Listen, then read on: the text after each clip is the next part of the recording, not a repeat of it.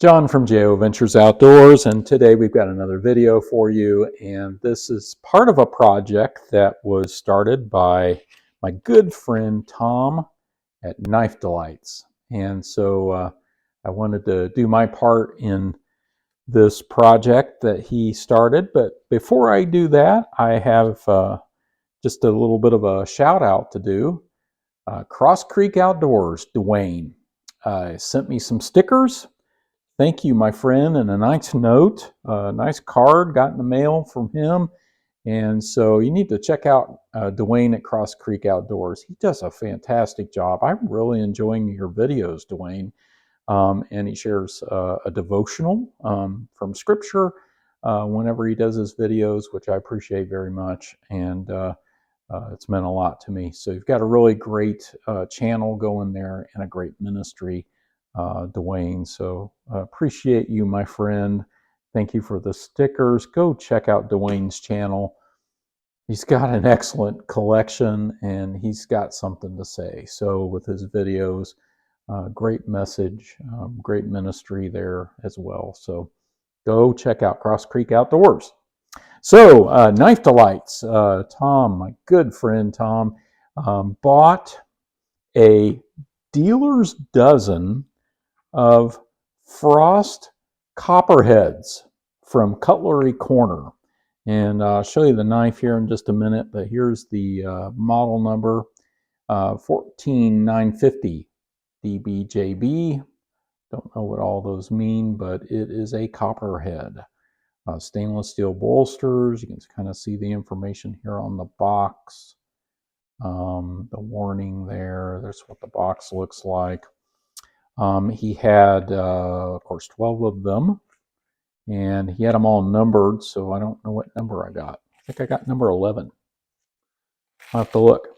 Put a nickel in there. I think that's, when you send the knives to somebody, you put a nickel in there just to, so they'll have blessings or good luck. I had number 11 in the bunch. So I don't know what that means. I'll have to go back and look at the videos and see what Tom says about that. I did create a playlist, and as I try to put this box back together, and I created a playlist with all the videos, including the video from North Star Knife Reviews and also Tobias Gibson and their take on this little Copperhead. So the Frost Copperhead, it has that shield there, it's a kind of a different shield. It's not a Steel Warrior. This is the Frost Cutlery brand, and you can see the Tang stamp there. And I can't remember the steel. I think it's probably, I believe they said it was a 420. It's a stainless steel. I'll try to find out and put that in the description or up here on the screen. But it's got that nice clip point and also this pin blade. Okay, and kind of a lazy half stop. Good snap on this one. So the idea was that Tom was going to look at all 12 that he got in the dealer's dozen and compare the quality. And it's very interesting. The videos are interesting of him comparing that. So then he was going to send a few of us one as a gift, and then for that, we would do a little video just to kind of give our take on it and to kind of confirm his thoughts. So I haven't watched all of Tom's videos. I've watched 2 or 3 of them, but maybe a couple of them I watched, but I need to go back and watch them. But I can give you my take, and then I've got a couple of other Frost Copperheads that I can also compare to. Before I get too far into this, Tom also sent me a very nice gift. He sent me this pine knot Stockman, and you can see his video on that, made in the USA, the trucker. It's a truck driver. You can see there, and pine knot's got the picture of the truck on there. He bought a whole basket full of knives. There's the sheep's foot, and here's the spay blade. This thing is in awesome shape, and so Tom, thank you so much for this wonderful gift. I had said, hey, what are you going to do with that? Do you want to trade? And then he just ended up sending it to me. So I really appreciate this, Tom. This is a wonderful gift, and I've been carrying this today. So got great snap on it. I'll do more with that later. But anyway, back to the Frost Copperhead. He wanted us to compare them, so that's what I'm going to do. And I got a couple other Copperheads we can compare them to. So the one thing that I noticed right up front is that as far as the pins are pretty smooth on this one. There's a lot of sharpness on the edges. There's a lot of sharpness on this back spring, and then this is proud. This back spring is proud when the blade is open. That should be flush back there, and it's also sharp. It's got a good snap. The knife does overall. Let's see if this blade has. Yeah, it's a little bit proud too on the back spring. You just kind of see it sticking up there just a little bit. In that position, it is really proud, but that's typical. And then here, it's all flush. The knife seems a little bit dirty. The other thing that Tom also saw that I'm seeing is that, it's not even. These transitions right here are not even. They're a little bit, let's think of more on this side. Yeah, they're on that side. You can see a little bit of a gap right there. I mean, you have to think about the fact that the average price that Tom paid for these was just over $7. So it's a $7 knife. So how picky can we really be with a $7 knife? It is fairly sharp. I kind of test the sharpness on it. I did a little bit of stropping. It'll cut, it's a knife. It'll cut. It's inexpensive. It's nice carry in your pocket. This is not flush. It's a little bit sunken, the shield. But, overall, I mean, let's look at the centering on it. And they look like this one's pretty centered. This one's a little bit to the pile side on that. But, I like the color. I mean, I like the jigging, okay. I mean, it's all right. But I do like the color a lot. That blue is really, really great. Let's look at the grind a little bit on these. I mean, it's a $7 knife. I mean, it's not terrible, really. And it's fairly sharp. So I don't know how much you're going to nitpick a $7 knife, but I have another one like it, very similar anyway.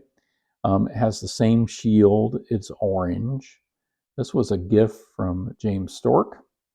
Went to a case knife event. He gave this to me. I have the box, but I didn't bring it out. It has a nice half. It has a half stop, and it is the Frost. There's the Tang stamp on that, Frost Cutlery, and and it has the same shield. The thing I notice on this one is that it is smooth. It is really smooth.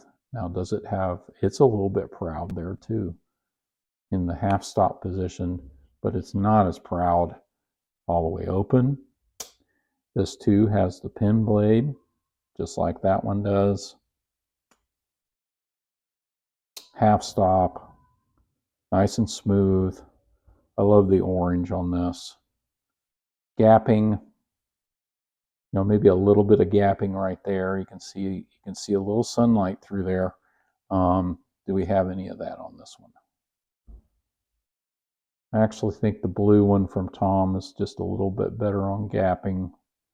So you're going to have some things like that. I like the jigging better on this one. I love the color. This was just an awesome gift. I think this might be a little bit older model.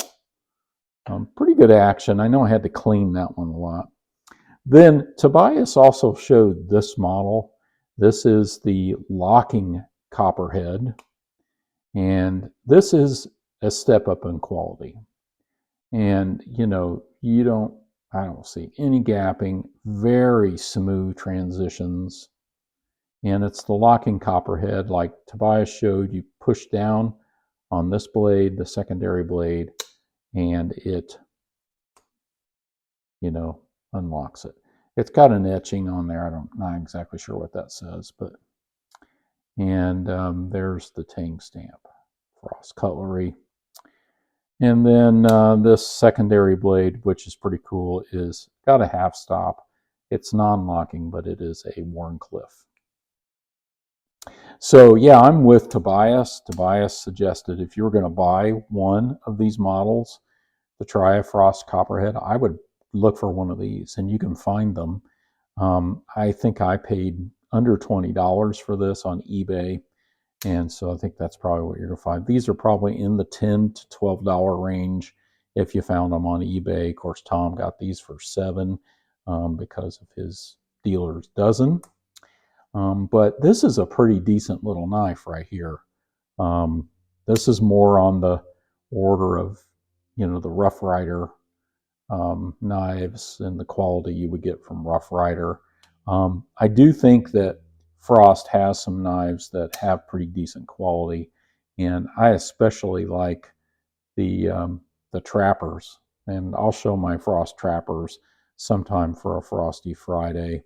Um, and but these are pretty cool knives. And Tom, this was an excellent project. Check out the playlist down below. Check out the other channels' videos on this knife and their take on it. If I was to rank these, I'd say this is the best quality, number 2, number 3. So, I mean, these were just a cheap option, and it's still, I think, a knife that I would carry and use and not worry about if I lost it or not. You know what I mean? So go check out Tom at Knife Delights. Check out his second channel, History Delights. Great channel there. And of course, that's his main channel. And appreciate Tom, appreciate the wonderful gift. Both the Frost knife and the pine knot were gifts from Tom. And I do appreciate your generosity and your support. And of course, don't forget Cross Creek Outdoors. Go check him out. Dwayne does a great job. And with that, thank you all for watching.